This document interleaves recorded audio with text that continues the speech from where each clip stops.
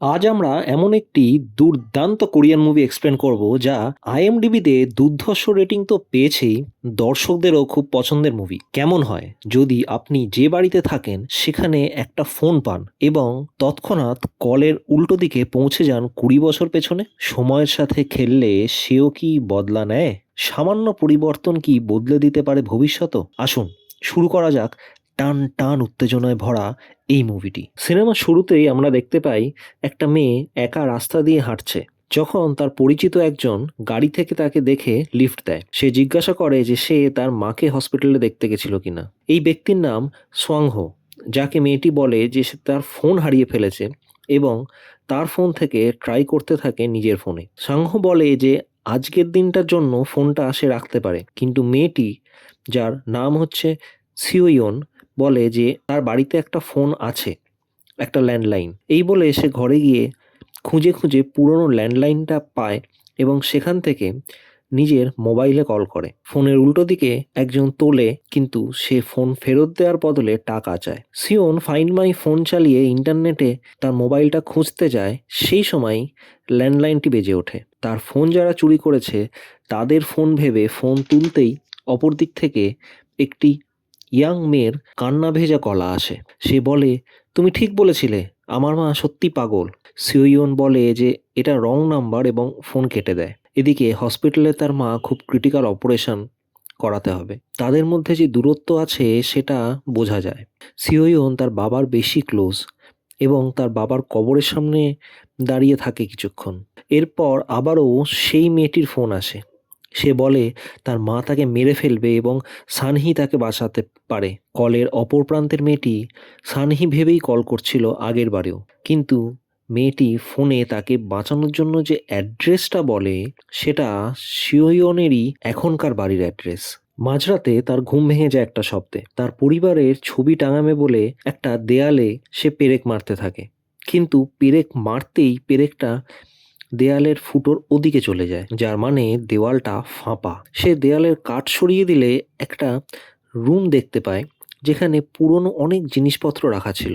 সাথে পায় একটা 1999 সালের ডায়েরি এবং একটা ফটোগ্রাফ। সে সেই ছবিটা নিয়ে সাংহুক কাছে দেখায়। সে বলে যে ছবির মেয়েটির নাম ইয়ংসুক এবং তার মা একজন তান্ত্রিক ছিল। আবারও ফোন আসে এবং ইয়ংসুক ফোনে প্রচণ্ড কাঁদতে কাঁদতে নিজেকে বলে যে তার মা তাকে জ্বালিয়ে দেবে। এই সময় আমরা পাস্টে দেখি যে ইয়ংসুকের মা তাকে আগুন লাগাতে যাচ্ছে এবং প্রেজেন্টে শিওইয়ংয়ের বাড়ির ওই ঘরটা থেকে ধোঁয়া আসতে থাকছে। বোঝা যাচ্ছে যে পাস্ট এবং প্রেজেন্ট এই কলের মাধ্যমে কানেক্টেড হয়ে গেছে। সে বলে ইয়ংসুকের ছবির ডেট, যা ইয়ংসুকের কাছে ফিউচার, এবং তার ডায়েরিতে কি লেখা আছে সেগুলো সে বলতে থাকে, যাতে তার কথা সে বিশ্বাস করে। নভেম্বর 18, 1999-এ নেটে সার্চ করে শিওইয়ং বলে যে সেদিন রাতে একটা প্লেন অ্যাক্সিডেন্ট হবে এবং ডিনার টেবিলে দেখা যায় ইয়ংসুক টিভি দেখতে দেখতে খাচ্ছে এবং তার মা তাকে ঠিক করে খেতে বললে সে অপ্রকৃতস্থের মতো ব্যবহার করে খাচ্ছে। তাই তার মা যখন এগিয়ে আসে তাকে খাইয়ে দিতে এবং তার চুল বেঁধে দিতে, তখন সে টিভিতে সেই প্লেন অ্যাক্সিডেন্টটাই দেখে, যেটা তাকে অলরেডি সে বলে দিয়েছিল। রাতে ইয়ংসুক আবার ফোন করে সিওইয়নকে। ইয়ংসুক আর সিওইয়ন একে অপরের বন্ধু হয়ে ওঠে এবং ফিউচার সম্বন্ধে জানতে চায়। সে জানায় যে এটা তার সৎ মা এবং সিওইয়ংও জানায় যে সে তার বাবাকে ছোট বয়সে হারিয়েছে তাদের বাড়িতে আগুন লেগে যাওয়াতে। তার পাও সেটাতে পুড়ে গেছিল, কারণ তার মা গ্যাস অফ করতে ভুলে গেছিল। বন্ধুরা, এখানে আমরা বুঝতে পারি শিওইয়ন কেন তার মায়ের ওপর রেগে থাকে। পাস্টে আমরা এবার দেখি যে শিওইয়ং তার পেরেন্টসদের সাথে ছোট বয়সে সেই বাড়িটাই দেখতে এসেছে যেখানে ইয়ংসুক এখন কথা বলছিল। ছোট সিওইয়ংয়ের সাথে ইয়ংসুকের দেখা হয়ে যায়। সে তক্ষুনি ফিউচারের সিওইয়ংকে তার বাবা মার গলা শোনায়।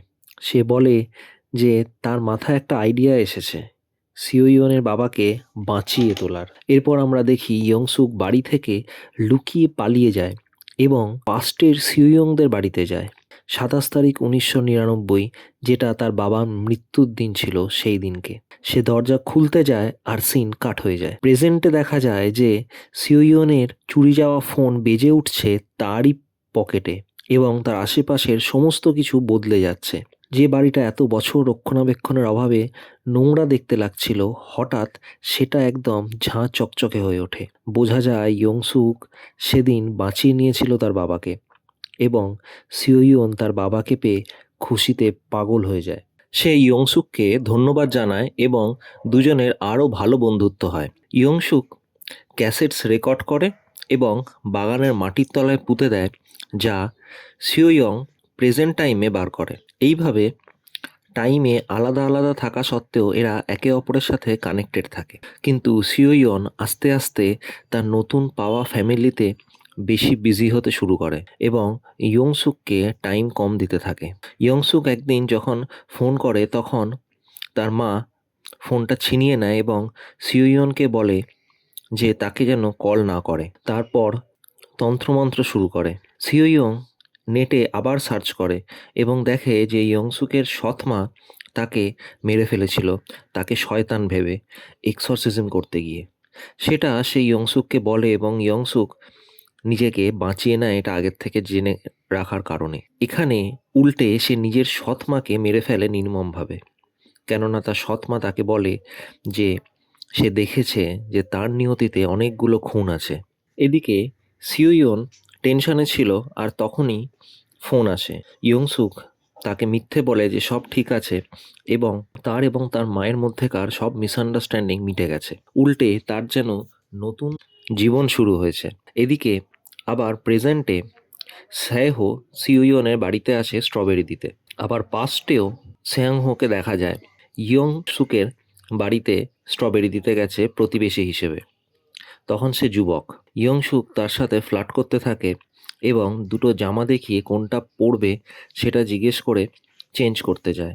সেই সময় ইয়ংসুকও ফ্রিজ খোলে স্ট্রবেরি রাখতে এবং সেটা করতে গিয়ে তার খুন হয়ে যাওয়া মার বডি পার্টস পায়। বোঝা যায় যে ইয়ংসুক কতটা ভয়ানক। প্রেজেন্টে সিওইয়ংয়ের বাড়িতে ফোন বাজে এবং অপর প্রান্তে পাস্টের সাংহাও কাতরভাবে তাকে বাঁচানোর জন্য ফোনের ওপারে চিৎকার করতে থাকে। ফোন কেটে যায় এবং সিওং দেখে যে একটু আগেই তার জামায় যে স্ট্রবেরির লাল ফোঁটা পড়েছিল সেটা গায়েব। সিওইয়ং বুঝতে পারে কিছু ভয়ানক হয়েছে এবং সঙ্গে সঙ্গে নিচে নেমে এসে তার পেরেন্টসদের যখন সে সিওইয়ংয়ের ব্যাপারে জিজ্ঞেস করে, তারা অবাক হয়ে বলে যে কে সিওইয়ং। এখানে আমরা বুঝতে পারি যে সিওইয়ংকে পাস্টে খুন করে দেয়া হয়েছে বলে এই প্রেজেন্ট টাইম লাইনে সে আর এক্সিস্টই করে না। সে তখন ছোটে পুলিশ স্টেশনে, কিন্তু পুলিশ স্টেশনের কেউ সাংহোকে চিনতেই পারে না, কেননা বহুদিন আগে থেকেই তার কোনো অস্তিত্ব নেই। কিন্তু একজন পুরনো অফিসার যে বহু বছর আগে সেই স্টেশনেই ছিল, সে চিনতে পারে। সে পুরনো ফাইল দেখে বলে যে ইয়ংসুককে পুলিশ অ্যারেস্ট করেছিল, কেননা তার ক্ষতবিক্ষত দেহ পাওয়া গেছিল তার বাড়িতে। ইতিমধ্যে পাস্টে দেখা যায় যে পুলিশ ইয়ংসুকের বাড়িতে যায় এবং তার অসংলগ্ন কথা শুনে তাদের মনে সন্দেহ হয়। প্রেজেন্টে সিওইয়ন তাদের এক পুরনো প্রতিবেশীর কাছে ইয়ংসুকের ব্যাপারে জানতে চাইলে আমরা জানতে পারি যে বাইরে থেকে তাকে নিরীহ মনে হলেও তার মা যদি ওই মহিলাকে সেদিন না বাঁচাতেন তাহলে তাকে হয়তো সে মেরেই ফেলতো। নেটে সার্চ করে সিওইয়ন এটাও দেখে যে ইয়ংসুককে সিরিয়াল কিলার হিসেবে পুলিশ অ্যারেস্ট করেছে এবং তার যাবজ্জীবন কারাদণ্ড হয়। পরের দিন ফোনে সিওইয়ং এটা ইয়ংসুককে বলে। প্রথমে সে অস্বীকার করে, কিন্তু যাবজ্জীবন হয়েছে এটা শুনতেই সে ভেঙে পড়ে এবং নিজেকে বাঁচানোর জন্য সিওইয়নকে ব্ল্যাকমেল করতে থাকে। তাকে মনে করায় যে তার বাবার জীবন তার জন্যই ফেরত পেয়েছে এবং পুলিশ কোন ক্লুয়ের থেকে তাকে ধরেছে সেটা তাকে খুঁজে বের করতেই হবে। তার বডি ল্যাঙ্গুয়েজ, ভাষা সব বদলে যায় এই মুহূর্তে। দর্শক তার সাইকোটিক রূপটা আরও ভালোভাবে দেখতে পায় এখানে। কিন্তু সিওইয়ন ফোনটা কেটে দেয় এবং ফোনের লাইনটাও খুলে দেয়, কেননা সে এটা মেনে নিতে পারছিল না যে তার জন্য দুটো মানুষ মারা গেছে। মানে পাস্ট বদলাতে গিয়ে সেটা এখন অনেক কমপ্লিকেটেড এবং ক্ষতিকারক হয়ে গেছে। সে ভাবছিল কি করে বদলা নেবে। ইতিমধ্যে পাস্টে সিওইয়ন তার বাবার সাথে ইয়ংসুকের বাড়িতে এসে উপস্থিত হয়, কেননা তারা ওই বাড়িটা কেনার কথা ভাবছিল এবং ইয়ংসুকের মা তার সাথে দেখা করার কথা ছিল, কিন্তু সে আসে না। ইয়ংসুক বদলা নেওয়ার জন্য সিওইয়নের বাবাকে মেরে ফেলে এবং প্রেজেন্টে সিওইয়ংয়ের বাবা গায়েব হয়ে যায়। সিওইয়ং বাড়িতে ফিরে দেখে একটু আগে যে বাড়িটায় সুন্দর একটা সংসার ছিল সেটা এখন ধ্বংসস্তূপে পরিণত হয়েছে। ইয়ংসুক আবার ফোন করে এবং সিওইয়নকে জানায় যে ছোট সিওইয়ংকে সে কিডন্যাপ করে রেখেছে এবং পুলিশ তাকে কিভাবে ধরতে পেরেছিল সেটা খুঁজে না বললে সে তাকে এবং তার মাকে দুজনকেই পাস্টে মেরে ফেলবে। সিওইয়ং এবার বুদ্ধি অ্যাপ্লাই করে ভাবতে থাকে কিভাবে ইয়ংসুককে ফাঁসাবে। সেই দিনটায় যেখানে যেখানে অ্যাক্সিডেন্ট হয়েছিল সেই জায়গার মধ্যে সে এমন একটি জায়গা সিলেক্ট করে যাতে ইয়ংসুক ধরা পড়ে বা মারা যায়। এবার সে ফোনে বলে যে পুলিশ তাকে ধরতে পেরেছিল তার ছুরি থেকে, যেটায় তার ফিঙ্গারপ্রিন্ট ছিল এবং সেটা একটা কাবাড়িওয়ালা খুঁজে পেয়েছিল। ইয়ংসুক এটা শুনে সেই জায়গায় পৌঁছেও যায়। সেখানে অ্যাক্সিডেন্টটাও হয় কিন্তু কপাল জোরে সে বেঁচে যায়। সিওইয়ং অপেক্ষা করতে থাকে যে ফোন যেন আর না আসে, কিন্তু দুর্ভাগ্যবশত সেটা আসে এবং ইয়ংসুক সিওইয়নকে তারই ছোটবেলার ভার্সনের সাথে কথা বলায় এবং তাকে টর্চার করে। সে পাস্টে যে ছোট ইয়ংসুকের ওপরে টর্চার করছিল তার চিহ্ন প্রেজেন্টে সিওইয়নের গায়েও চলে আসে। সে যন্ত্রণায় কাতরাতে থাকে। এদিকে পাস্টে সিওইয়নের মা তার বাবা এবং মেয়ে ফিরছে না বলে ইয়ংসুকের বাড়ির উদ্দেশ্যে রওনা দেয়। এখানে একটা বড় টুইস্ট আসে। ইয়ংসুক জানায় যে সিওইয়ন যে তার মাকে দায়ী করে এসেছে সারা জীবন তার বাবার মৃত্যুর জন্য, আসলে ছোট বয়সে সেটা সিওইয়ংয়েরই করা একটা ভুল ছিল, অবশ্যই না বুঝে। এবার বাধ্য হয়ে প্রেজেন্টে সিওইয়ং পুলিশ স্টেশন থেকে আসলে ছুরিটা যে পেয়েছিল তার অ্যাড্রেস খুঁজে তাকে দিয়ে দেয়। পাস্টে ইয়ংসুক গিয়ে সেই বৃদ্ধকেও মেরে ফেলে এবং ছুরিটা ফেরত নিয়ে আসে। এতে আবারও প্রেজেন্ট চেঞ্জ হয়ে যায় এবং সিওইয়ং দেখে যে সে ওই বাড়িতেই আছে, কিন্তু সেই বাড়িটা এখন ইয়ংসুকের দখলে। এদিকে পাস্টে আমরা দেখি যে সিওইয়ংয়ের মা পুলিশে গিয়ে ইয়ংসুকের বাড়িতে যায়। সিওইয়ং প্রেজেন্ট থেকে তার মাকে ফোন করে সাবধান করতে চায়, কিন্তু তখনই পেছন থেকে প্রেজেন্টের ইয়ংসুক তাকে অ্যাটাক করে। আর পাস্টে ইয়ংসুক সিওইয়নের মায়ের সাথে আসা পুলিশ অফিসারকে মেরে ফেলে।